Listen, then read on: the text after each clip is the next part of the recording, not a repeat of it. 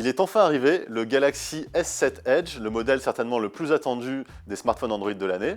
Nous l'avons testé au labo de 01net.com, nous avons pu nous rendre compte qu'il était vraiment très performant, mais aujourd'hui nous allons nous concentrer sur 3 fonctionnalités différentes qui présentent certaines qualités mais aussi certains défauts.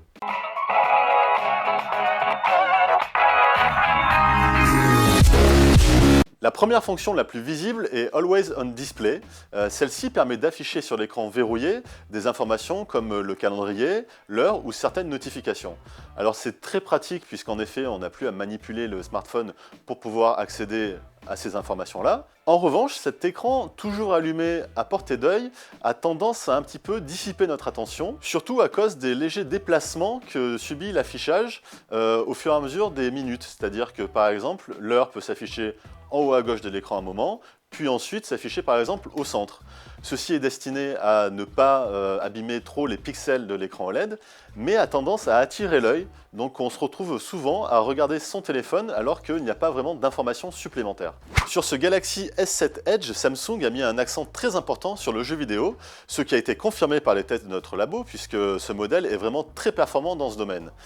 Pour compléter ces fonctionnalités, Samsung a rajouté un outil qu'on appelle le Game Tools. Alors à quoi ça sert? Cela permet par exemple de désactiver les boutons tactiles pendant une partie, donc on ne sort plus du jeu sans faire exprès. Cela permet également de désactiver les notifications pour ne pas être dérangé pendant une partie, mais aussi d'enregistrer en vidéo sa partie pour pouvoir ensuite la partager sur les réseaux sociaux. Alors l'idée est très bonne, mais on regrette quand même que Samsung ne permette pas de partager sa vidéo sur Twitch, qui est quand même le réseau social par excellence du genre. Dernière fonctionnalité intéressante du Galaxy S7 Edge, et pas la moindre puisqu'il s'agit de l'écran au bord incurvé.